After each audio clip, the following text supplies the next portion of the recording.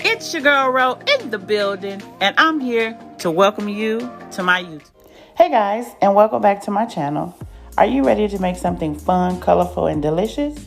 Well, in today's video, I'm going to share with you how I made my chocolate Easter apples. So let's get started. First, you want to start off with the apples of your choice. I'm going to be using some Granny Smith apples. You want to prep them by washing them and drying them off completely and then setting them off to the side. Now I'm going to get into the supplies you will need.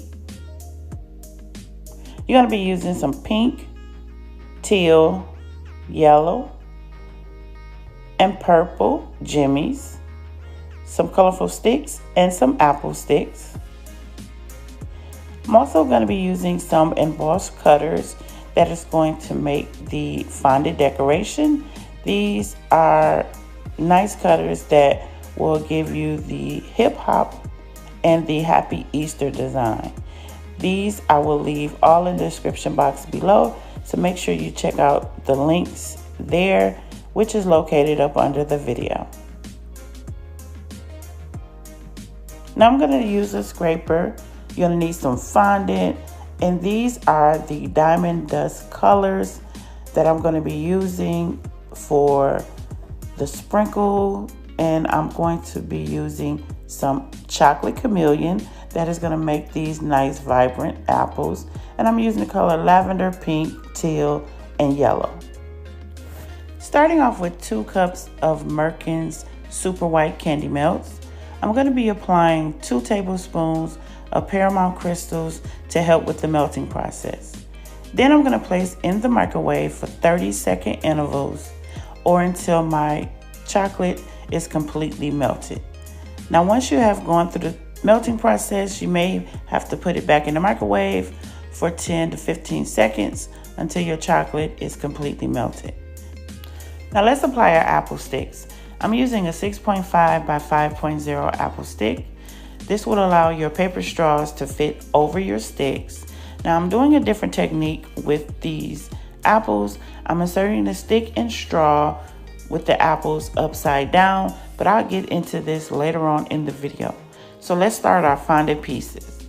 Applying some powdered sugar to your surface so that your fondant won't stick.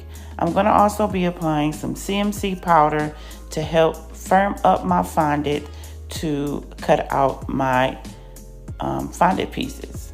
So you want to apply it to the center of your fondant, and you want to work it in really good until it's well combined before you cut out your pieces. So rolling out a nice thin piece, big enough for your embossed cutters to be cut out, you want to make sure your surface is completely dry so that you can create your cutout piece. Now what I'm doing is pressing the inside first and then using the cutter to cut on the outside. You want to press firmly and just give it a little shake, and then remove the inside, and now remove the cutter, and that will give you your piece. So we're going to move on to the next piece. Like I stated, do the inside first and then use the cutter, give it a little shake to ensure the piece is completely cut.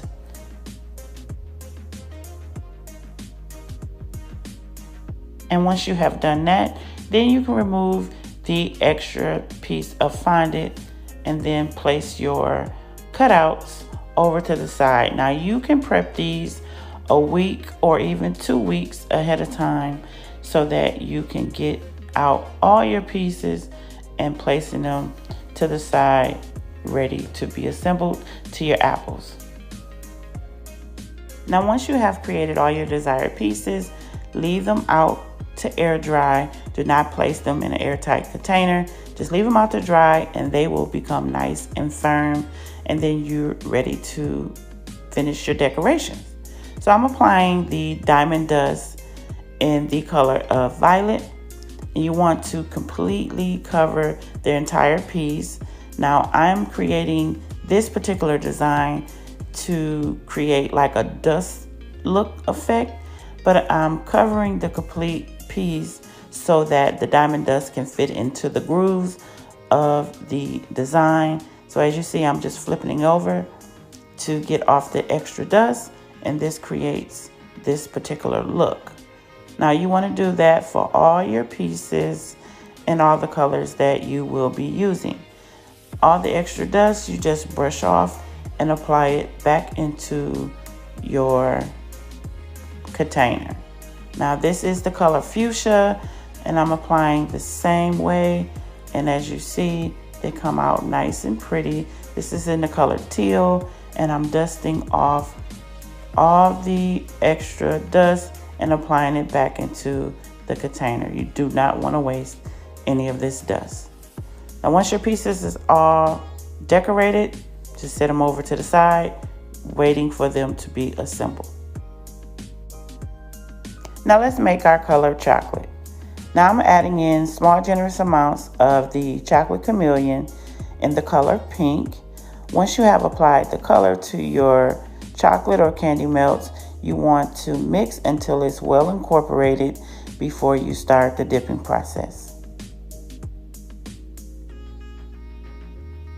Now once you have done that, take your apple and do a rotating turn, and make sure you shake your apple to get the excess chocolate off before you dip into your sprinkles. Now you can just shake and then scrape the bottom of your apple, but it's important to get all that excess chocolate off before dipping into your sprinkles.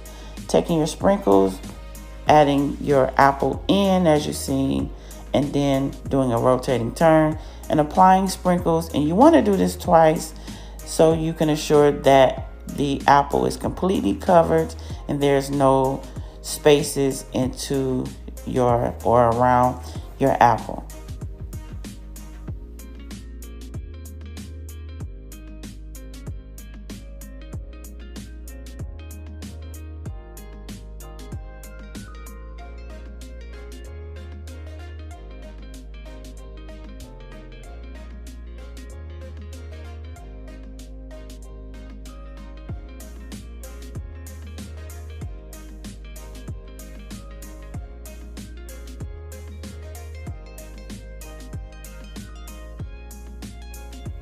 Now this is a great technique that you're gonna love. You're gonna take your lavender food coloring and apply it to the pink chocolate that you just recently colored. You're gonna add in a small generous amount and make sure that it's well incorporated. There's no streaks, and this will create your lavender color. This will save on chocolate that you just recently colored. But if you don't have any left over, then you can still apply your lavender food coloring to the white chocolate to create your lavender apples.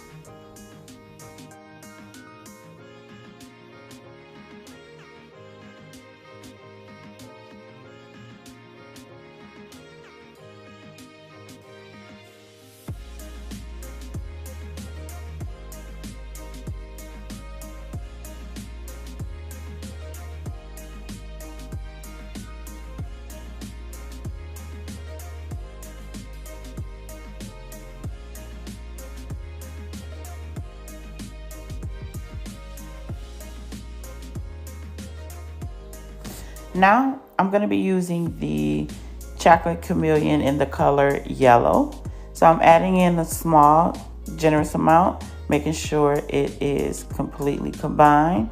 And again, this is my super white candy melts. And then I added in another amount to just give it a more vibrant color. So you can create the desired color of your choice. But if you want it vibrant like this, just add in a little bit more of the food coloring to create this look.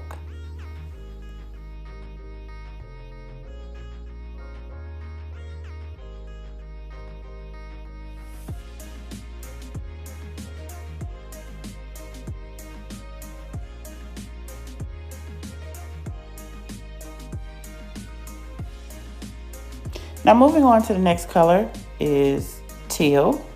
Now again, I'm adding in a small generous amount and making sure that it's well incorporated. And then I'm going to follow up with some more food coloring And also when you add in this food coloring, it do help stand out the chocolate. So just be aware of that.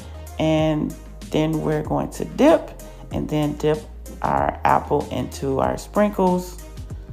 Very nice, vibrant colors. I love these colors, by the way. And again, make sure your apples are completely coated by rotating your apple in the sprinkles twice.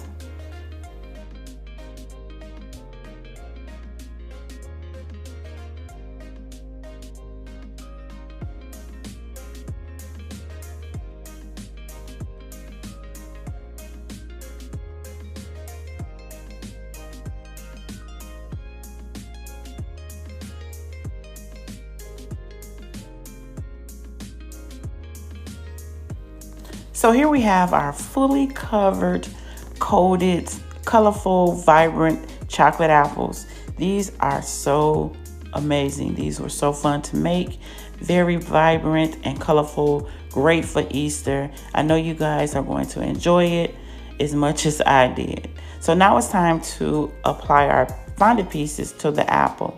So what I'm doing is applying a small generous amount of the chocolate to your front. Choose your front of your apple, and you see how firm these pieces are. This is what you want, all right?